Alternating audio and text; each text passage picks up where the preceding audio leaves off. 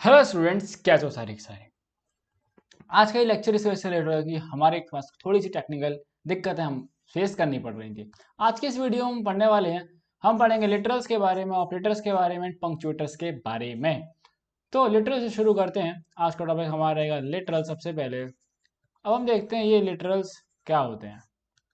तो लिटरल्स को अगर हम बोलें तो these are the data items. ये क्या है? ये कुछ डेटा आइटम्स होते हैं। इनकी वैल्यू क्या होती है? कांस्टेंट, या फिर हम इसको एक और टर्म दे सकते हैं कि इसकी वैल्यू हमारी क्या है? फिक्स्ड वैल्यू है। कैसी है वैल्यू? फिक्स है। ठीक है। लिटरल्स क्या है? लिटरल्स हमारे वो डेटा आइटम्स हैं जिनकी वैल्यू कांस्टेंट है या फिर उनकी वैल्यू फिक्स्ड है। अब जितने देखो डेटा आइटम्स मतलब कि हमारे पास डेटा कितने टाइप का हो सकता है? डेटा हो सकता है कि हमारे पास करेक्टर्स हों, ठीक है, करेक्टर्स हों, नंबर्स हों, ठीक है, बुलियन में भी हमारे पास हो सकता है। सबसे पहले हम इसमें पढ़ेंगे दैट इज स्ट्रिंग लिटरल्स। अब देखते हैं ये स्ट्रिंग लिटरल्स क्या है। अगर हम स्ट्रिंग लिटरल्स को डिफाइन करें तो स्ट्रिंग लिटरल का मतलब क्या है कि एक स्ट्रिंग है और उसमें कांस्टेंट। तो एक स्ट्रिंग किससे मिलके बनती है? स्ट्रिंग फॉर एग्जांपल जैसे मैं अपना नाम ले लेता हूं विशाल, तो स्ट्रिंग हमारी बनती है किससे? करेक्टर से। और ये क्या है? करेक्टर्स का एक सीक्वेंस होता है। क्या होता है? करेक्टर्स का सीक्वेंस है ये, ठीक है। So we can write here it is a it is a sequence of characters. String क्या है? It is a sequence of characters. Okay, and now अब देखो स्ट्रिंग हमारी सीक्वेंस ऑफ करेक्टर्स। अब क्या है कि स्ट्रिंग को हम डिनोट कैसे करेंगे या फिर रिप्रेजेंट कैसे करेंगे, तो इसके लिए भी हमें इन चीजों का ध्यान रखना पड़ेगा। सबसे पहले स्ट्रिंग इज ऑलवेज इनक्लोज्ड इन। अब ये तीन ऑप्शंस होते हैं हमारे पास। सबसे पहला होता है कि या तो ये सिंगल क्योट के अंदर इंक्लोज हो जाएगी, सिंगल क्योट के अंदर, या फिर डबल क्योट के अंदर इंक्लोज हो जाएगी ये। ओके, और ये ट्रिपल क्योट्स के अंदर भी इंक्लोज होती है, ठीक है। यानी कि कुछ इस प्रकार से। अब भैया हमें कैसे पता चलेगा कब सिंगल कोड इस्तेमाल करना है, कब डबल कोड इस्तेमाल करना है? तो ये चीज हमको आगे समझ में आने वाली है, ठीक है। देखते हैं अभी हम। देखो यहाँ पे बिकॉज स्ट्रिंग्स हमारी दो टाइप्स की हो सकती हैं। सबसे पहली हो सकती है single line string, single line string. And दूसरा हमारे पास क्या है? अगर एक लाइन सिंगल होगी तो क्या सिंगल लाइन बोल दिए, तो दूसरा क्या होगा? फिर दूसरा होगा multi line, multi line string. अब देखो सिंगल लाइन में सिंपल क्या होगा कि एक सिंपल सा सेंटेंस, या वैसे इस प्रकार लिख दिया मैंने कि आई लव इंडिया। ये क्या हो गया? ये हो गया हमारे लिए सिंगल लाइन स्ट्रिंग। वहीं पर अगर हम मल्टी लाइन स्ट्रिंग की बात कर रहे हैं, देखो इस तरीके से कुछ, that is I love India and India has diversity. अब इस केस में क्या है? हमारे पास दो सेंटेंसेस हैं, और अगर हम इसको एज इट डिस्प्ले कराना चाहते हैं तो हमारे पास दो तरीके होते हैं इसको लिखने के। कितने तरीके हैं हमारे पास? दो तरीके हैं। सबसे पहला हम बात करते हैं method number A. Method number A क्या बोलता है कि अगर आप डबल कीवर्ड का इस्तेमाल करके भी मल्टीलाइन स्ट्रिंग लिख सकते हो। तो मेथड नंबर ए है कि हम डबल कीवर्ड्स का यूज करेंगे, ठीक है।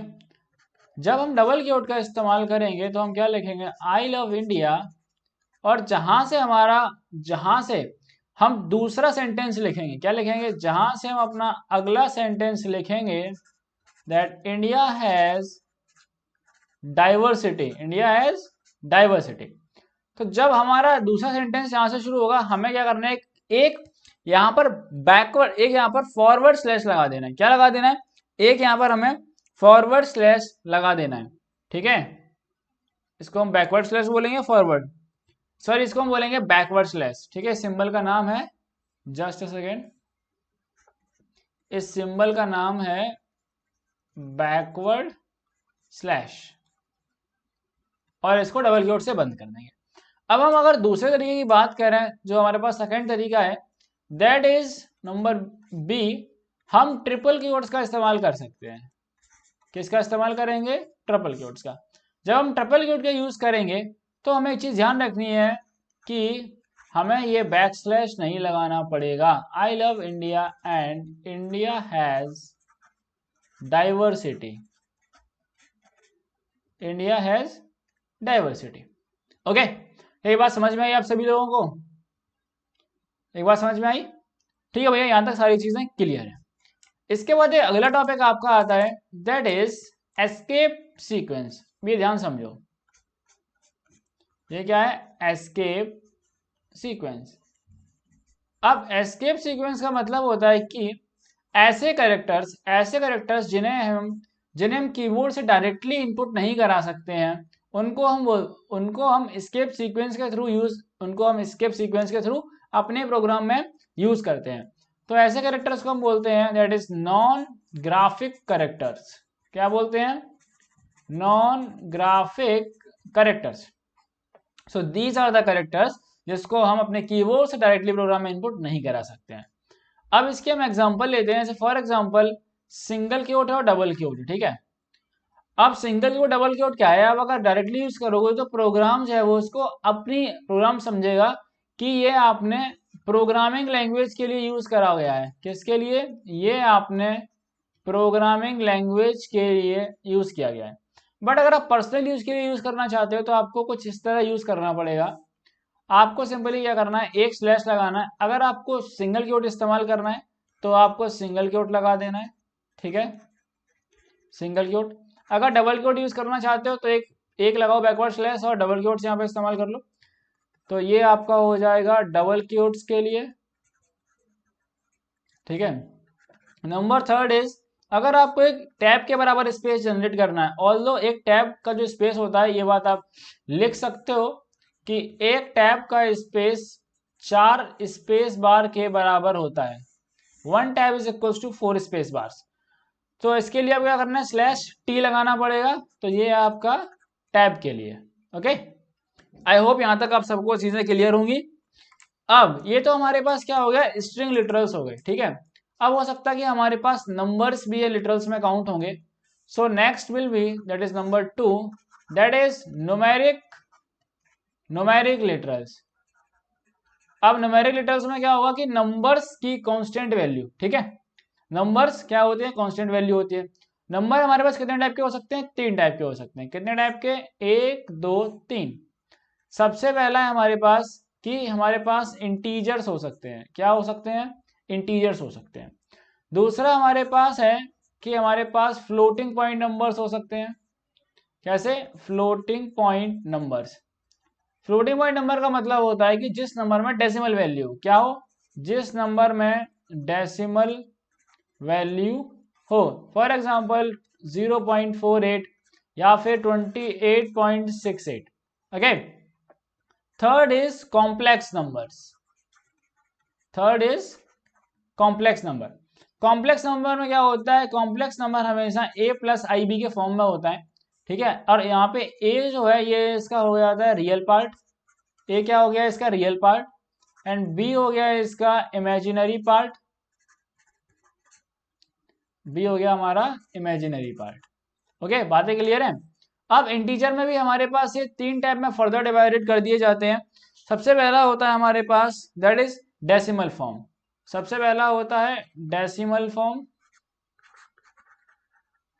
इसके बाद आता है हमारे पास ऑक्टल फॉर्म। ये आपको क्लास 11th में पढ़े होंगे, अगर बस जितनी जरूरत है आपको एक बार बता देता हूं बस। और फिर आता है हमारे पास हेक्साडेसिमल फॉर्म। हेक्साडेसिमल फॉर्म, ठीक है। जो चीज आपके लिए रिक्वायर्ड है वो आपको बताई जाएंगी, बहुत ज्यादा अननेसेसरी हम डीप नहीं जाएंगे। ये हो गया किस चीज की बात? ये हमने बात कर ली लिटरल्स के बारे में, और कॉम्प्लेक्स सारी चीजें हमने क्लियर हो गई। अब यहां से हमारे पास अगला टॉपिक रहेगा। और अगर एक सेकंड के लिए आपको एक चीज और बता देता हूं कि यहाँ पर जो आई की वैल्यू है, कुछ बच्चे कहेंगे भैया आई की वैल्यू क्या है? So i is equal to root of -1, ठीक है। ये आपने पहले ही पढ़ा होता, एज्यूम किया मैंने कि शायद आपको पता होगा ये चीज, बट मैं फिर भी अपने एंड से बता देता हूँ आप लोगों को। Next is number 3, that is Boolean literals. क्या होगा? Boolean literals. तो देखो, आपके पाइथन के अंदर दो टाइप की बूलियन वैल्यूज होती हैं, that is Boolean true and that is Boolean false. ठीक है, ट्रू का मतलब होता है जब आपका 1 आएगा, और फॉल्स का मतलब होता है जहां पर 0 आ रहा होता है। ठीक है, ठीक है, ये आपके समझने के लिए। बट जहां ट्रू है वहां ये रहेगा बूलियन ट्रू, और जहां फॉल्स है वहां रहेगा आपका बूलियन फॉल्स। ओके, ट्रू को हम बोलते हैं अपना, आप इसको इस प्रकार लिख सकते हैं, that is Boolean true, and false को लिख सकते हैं हम बूलियन ऑफ फॉल्स। ठीक है, राइटिंग अभी मैं लिखना सीख रहा हूं, तो आपके लिए क्षमा का प्रार्थी हूं मैं अभी। एंड नंबर 4 इज, चलो इसी फॉर्मेट में लिख लेता हूं, नंबर 4 इज बूलियन लिटरल्स के बाद आएंगे आपके एक स्पेशल लिटरल है, इसको ध्यान रखना। स्पेशल लिटरल है आपका, दैट इज नन। नन क्या है, ध्यान समझो। नन रिप्रेजेंट करता है, आप इसमें लिखो, it denotes the absence of value. जहां पर कोई भी वैल्यू नहीं है वहां पर हम नन का इस्तेमाल कर सकते हैं। क्या कर सकते हैं? जहां कोई वैल्यू नहीं है वहां पर हम नन का इस्तेमाल कर सकते हैं। ओके, तो यहां तक तो बातें हो गई किस चीज की, लिटरल्स की बातें कर ली हमने। अब हम इसके बाद बात करेंगे, अगला टॉपिक है हमारा operators, that is operators. So operators basically क्या करते हैं? ऑपरेटर्स की सहायता से ये हमारी हेल्प करते हैं। क्या करते हैं? ये हमारी हेल्प करते हैं, और किस चीज में? ताकि हमें अगर कुछ भी अगर कंप्यूटेशन कराना है, या इसको हम अगर सिंपल लैंग्वेज में बोलें तो अगर हमें कोई भी कैलकुलेशन करवानी है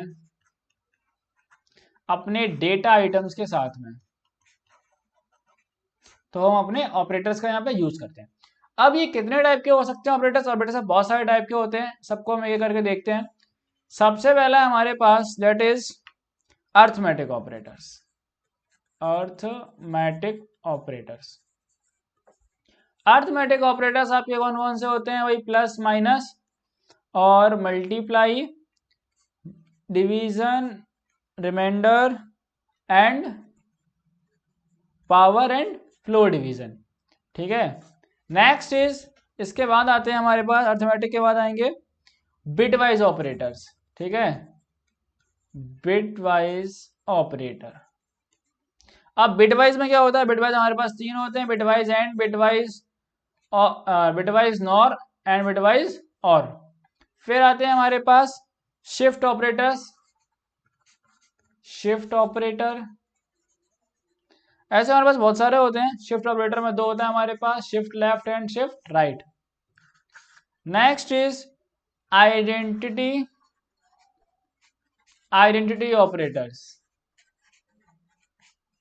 दैट इज एक होता है इज एंड दूसरा होता है इज नॉट।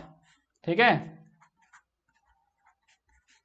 अब इसलिए डेप्थ में बता दे रहा हूं बिकॉज क्या हो सकता है आपके स्कूल्स में अगर एग्जाम हो, ठीक है, अभी जो रिसेंटली अप्रैल में एग्जाम होंगे उसमें आपसे थोड़ा बहुत पूछा जा सकता है, इसलिए मैं आपको बता दे रहा हूं। Next is relational operator, next is relational operator, next is relational operator, that is relational operator आपके होते हैं लेस देन, ठीक है, लेस देन, ग्रेटर देन और less than, equals to, greater than, equals to. Okay, और फिर आपका हो जाएगा यहाँ पर नॉट इक्वल्स टू। ठीक है, less than, greater than, equals to के बाद आएगा हमारे पास डबल इक्वल्स टू और नॉट इक्वल्स टू। अब पहले ये बता देता हूं आपको, डबल इक्वल्स टू जो है ये आपका कंपैरिजन के लिए इस्तेमाल होता है। ठीक है, किस चीज के लिए? कंपैरिजन के लिए यूज करते हैं। रिलेशनल के बाद हमारे पास है ऑपरेटर्स में logical operators, logical operators, although अभी हम इनको आगे डिटेल में भी पढ़ेंगे, बट जैसे जैसे लॉजिकल हमारे पास 2 होते हैं, लॉजिकल एंड लॉजिकल और। इसके बाद हमारे पास है असाइनमेंट ऑपरेटर्स। ठीक है, मैं आपको छोड़ नहीं रहा हूं और अपनी तरफ से यूट्यूब पे मैं एक कोर्स बनाने की कोशिश करूंगा कि जिसने पूरा पढ़ लिया 70 आउट ऑफ 70 से कोई रोक नहीं सकता, आप खुद अपने आप को रोकोगे, ये बात ध्यान रखना। ठीक है, असाइनमेंट के बाद हमारे हैं membership operators. Membership operators because revision आपको हर एक चीज का हो जाएगा, that is in and not in. इसके बाद आएगा आपके पास अर्थमेटिक असाइनमेंट ऑपरेटर्स। ये क्या है? अर्थमेटिक असाइनमेंट ऑपरेटर्स बोल रहे हैं इनको। और अगर जो दूसरी लैंग्वेजेस होती हैं उसमें हम इनको कुछ और नाम देते हैं, बट आपको बता देता हूं कौन कौन से हैं। देखो, ये हो गए आपके division equals to, plus equals to, minus equals to, multiplication और reminder equals to, double power equals to and floor division equals to. ये शायद आपकी किताब में गलत दिया गया है, ये हमारा इस प्रकार होना चाहिए। अब देखो इसका मतलब पहले समझ लो, ये तो हमने समझ लिया ये ऑपरेटर कौन कौन से, इनका मतलब समझ। देखो अगर हमने लिख दिया a प्लस इक्वल्स टू 5 तो इसका मतलब ये होता है दिस इज इक्वल्स टू कि अगर हम ये लिखें a equals to a plus 5, ठीक है। अगर हमने लिख दिया a माइनस इक्वल्स टू 10 तो ये इसके इक्वल्स टू होता है कि a equal to a minus 10, ठीक है। अगर आपको उसी पर्टिकुलर वैल्यू में से नंबर माइनस करना है, जैसे मैंने लिख दिया a multiply by equal to 2 तो इसका मतलब होता है a equals to a multiply by 2। Okay, hope you are got it, आपको सारी चीजें समझ में आ रही होंगी। अगला है हमारे पास punctuators. Next topic is number 5th, next is punctuators. अब पंक्चुएटर्स क्या है? पंक्चुएटर बहुत ही आसान है। पंक्चुएटर है आपका जितने भी आप सिंबल्स अपने प्रोग्राम में यूज करते हो, जितने भी सिंबल आप पाइथन के अंदर इस्तेमाल करते हो, ठीक है, उनको हम बोलते हैं पंक्चुएटर्स। और हम इस्तेमाल क्यों करते हैं? ताकि अपने प्रोग्राम के इंडेंटेशन को मेंटेन कर सकें, ठीक है। और इसके आप ये भी लिख सकते हो इसका यूज क्यों करते हैं, बिकॉज हम अपने प्रोग्राम को एक प्रॉपर वे में ऑर्गेनाइज कर सकें, ठीक है, सिंटैक्स को मेंटेन कर सकें। अब पंक्चुएटर्स होते कौन कौन से हैं तो वो देखो ध्यान से समझ लो। जैसे सिंगल क्योट हो गया, डबल क्योट हो गया, हैश साइन हो गया, एंड बैक स्लैश अभी यूज किया हमने, single bracket, second bracket, third bracket, and then उसके बाद at the rate, comma, colon sign and period sign and this and assignment operator, ठीक है। तो ये सारे हमारे क्या है? पंक्चुएटर्स हैं। तो स्टूडेंट्स आज के वीडियो में इतना ही। साथ में जो बच्चे लाइव बैच के लिए एनरोल करना चाहते हैं वो लिंक्स डिस्क्रिप्शन में पड़े हुए हैं, आप वहां से लाइव बैचेस में एनरोल कर सकते हैं। सो मिलेंगे आप सभी से हम अगली वीडियो के साथ में। आज की वीडियो थोड़ी सी लेट हो गई बिकॉज थोड़ा टेक्निकल इशू हो गया था, उसके लिए मैं माफी चाहूंगा। तब तक के लिए आप लोग ऐसे ही अपना प्यार बनाए रखें, वीडियो सभी दोस्तों तक शेयर कर दें बिकॉज ऐसा क्वालिटी कंटेंट शायद ही आपको कहीं मिल रहा होगा।